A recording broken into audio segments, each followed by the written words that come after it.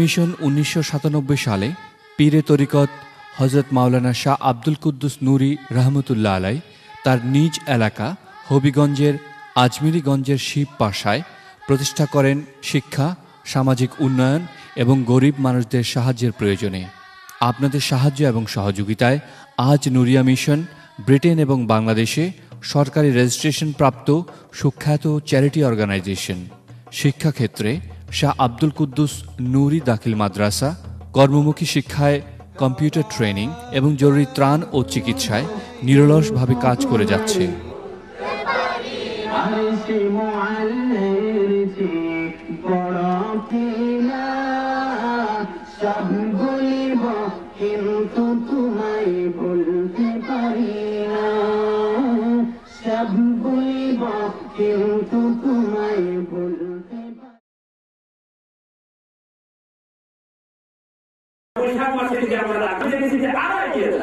যদি এই মাদ্রাসাটাকে আরো এগিয়ে নিতে দেখতে চাই, আরো ভালো করে নিতে চাই, তাহলে আপনাদের সহযোগিতার প্রয়োজন। আরেকটা আসলে নাম্বার হচ্ছে ছোট, আমি চাই না নাম্বার হচ্ছে চালানো করুন যে আপনারা আপনাদের মধ্যে কেউ আছেন যে আমি মাদ্রাসার জন্য ক্ষতিগ্রস্ত, আমি একজন সদস্য হলাম, আর সামনে মুখের একজন সদস্য হলাম, আমি এক ফোন করে দাঁড় দেব।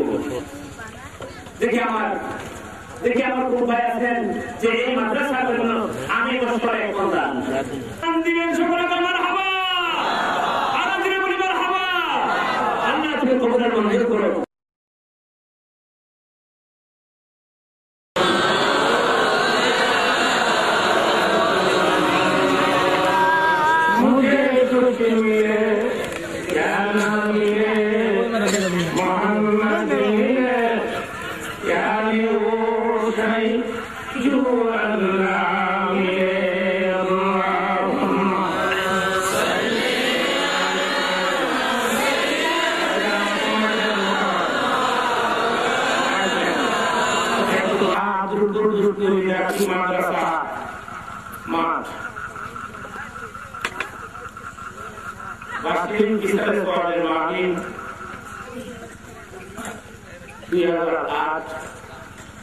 আজকের এই প্রোগ্রামের সম্মানিত সভাপতি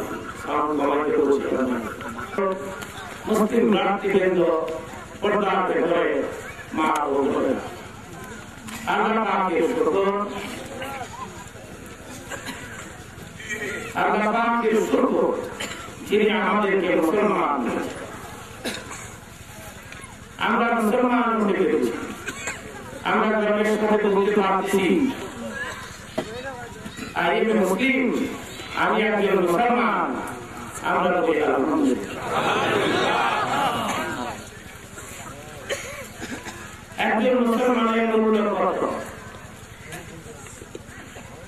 নবী পাক বলেছেন একজন মুসলমান দুনিয়ার মধ্যে যতদিন বেঁচে থাকবে লা তাকুনু সাআ, দুনিয়াটা ততদিন কিয়ামত।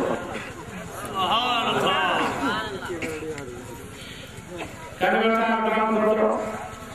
নবী পাক বলেছেন মান ক্বালা লা ইলাহা ইল্লাল্লাহ ফাদাখালাল জান্নাহ, যারা বলবে লা ইলাহা ইল্লাল্লাহ তারা বেহেশতে প্রবেশ।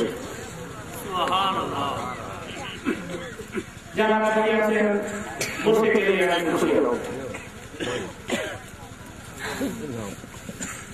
রাত অনেক হয়ে গেছে, এরপরেও আমাকে একটা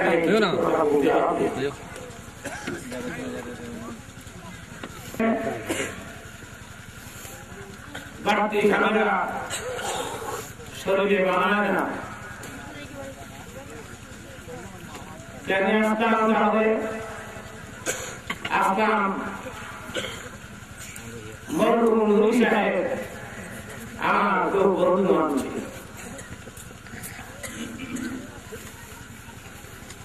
তিনি আমাকে অনেক দোয়া করতেন।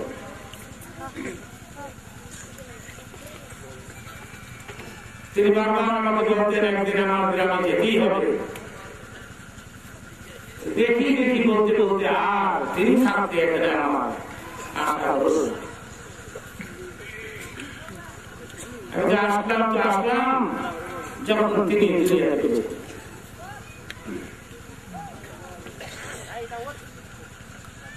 তার সুযোগ্য সন্তান যিনি এত প্রবাস করেন, সেই লন্ডন থেকে এই প্রোগ্রামে আমাদের আহ্বান করেছে। কতবার তিনি পূরণ করেছেন লন্ডন থেকে।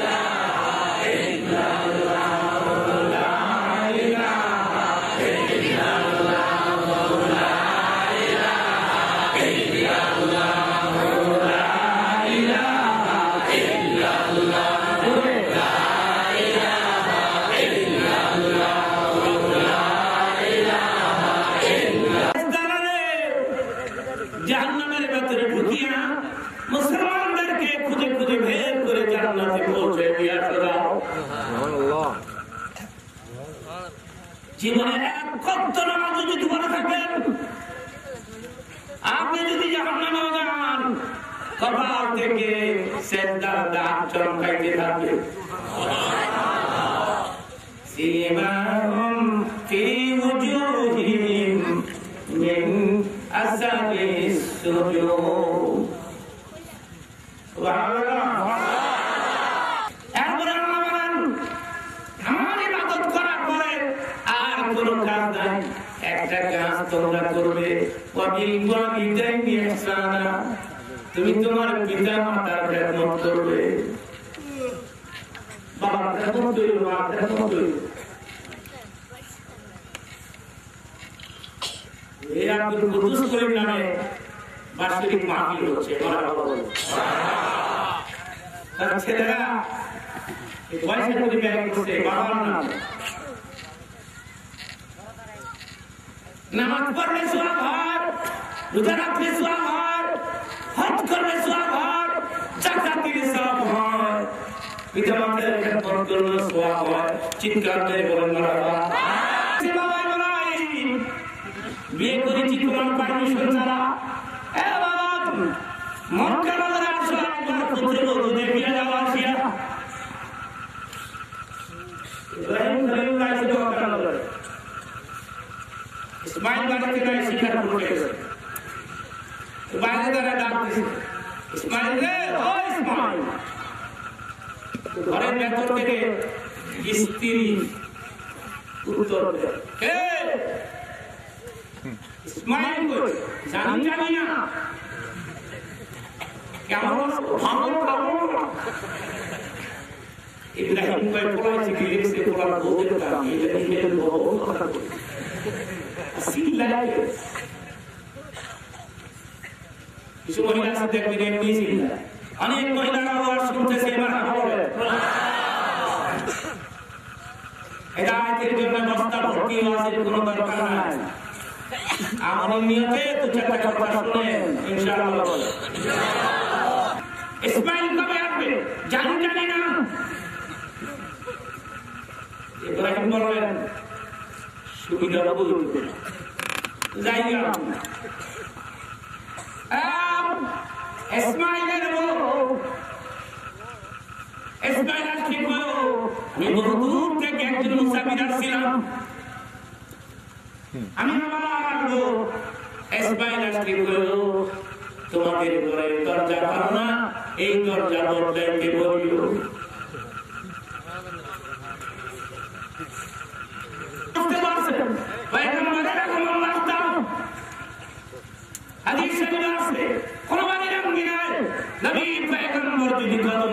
কমপক্ষে 40 দিন পর্যন্ত ওই ঘরের দুয়ার থেকে মিষ্কার করে গ্রাম আসতে থাকে না। আল্লাহ তুমি আমরা জেনে না, তার যুক্তি করো, তার যুক্তি করবো না।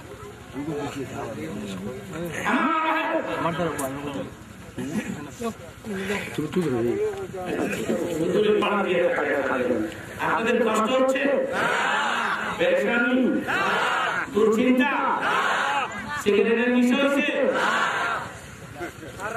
শয়তান ধোঁকা দিব, শয়তান যেভাবে শুরু করছে না, যুক্তিবাদী কয়টা শেষ করে গেল।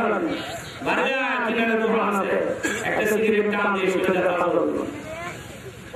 শয়তান মানে মরনা কিছুক্ষণ করে গভীর রাতে হাজার হাজার মানুষকে যখন মুনাফাতে খাতে থাকবে, এই মুহূর্তের জীবনের সমস্ত গুনাহ মাফ হবে। তোমাদের মধ্যে 40 জন মানুষ একত্রিত হয়ে যদি জিকির আজকার করো, তওবা করো, 40 জনের ভেতর থেকে আল্লাহ তাআলা একজনকে ওলি আল্লাহ বানায়া ওই লোকটার কাছে বাকি 39 জনের জীবনের গুনাহটা মাফ করে দেয়। আমার মনে হচ্ছে কেন বলছে আমি জানি না, আমার মনে বলতেছে প্রোগ্রামের মুনাজাত কবুল হয়ে যাবে ইনশাআল্লাহ।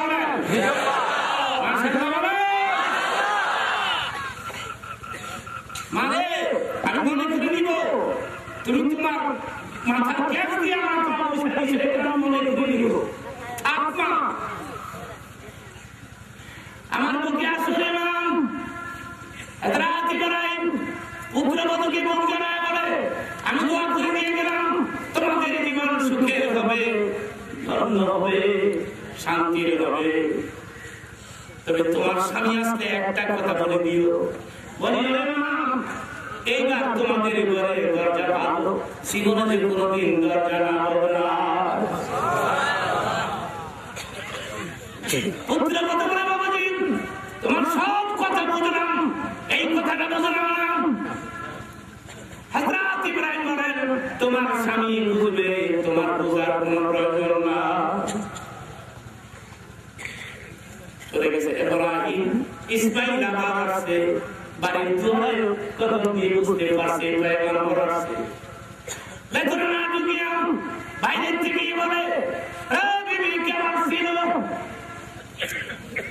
বিবি বলেন তোমার আব্বাস ইব্রাহিম খলিলুল্লাহ এসে চলে গেছে। স্বামী বলে ইসমাইল মনে মনে ভাবছে আগের অবস্থা নিয়ে আবার হয়ে গেল, চলে গেছে। রাত্রি বর্ণনা শুরু করে ধরে চেষ্টা করছি, আমার বাবার সেবা যত্ন করেছ, করেছি।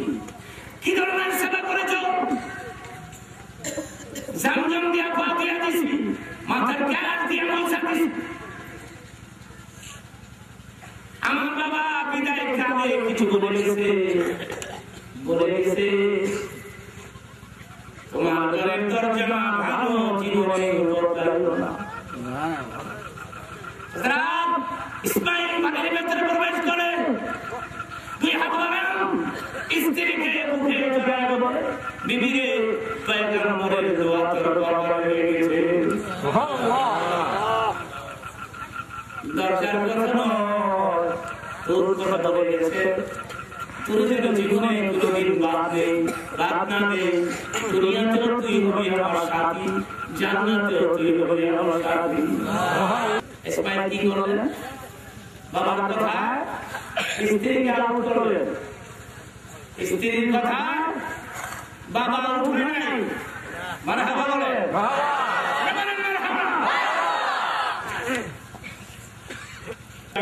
আলোচনা করছি, ঠিক কিনা? এখানে অনেকে ভুল করে, ঠিক কিনা? এই সাবজেক্টে অনেকে ভুল হয়।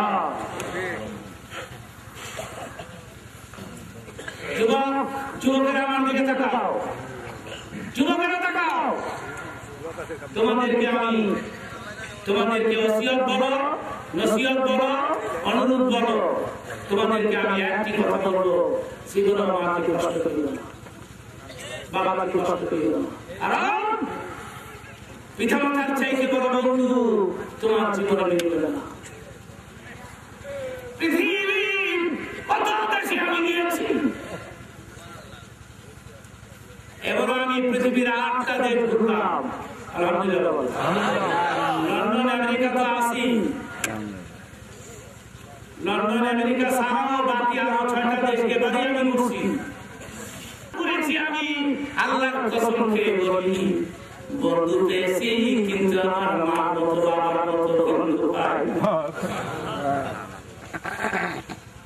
স্বার্থের বেঘাত করে বন্ধুত্ব ক্যান্সেল হয়ে যায়, মায়ের বন্ধুত্ব পিতার বন্ধুত্ব ক্যান্সেল হয় না।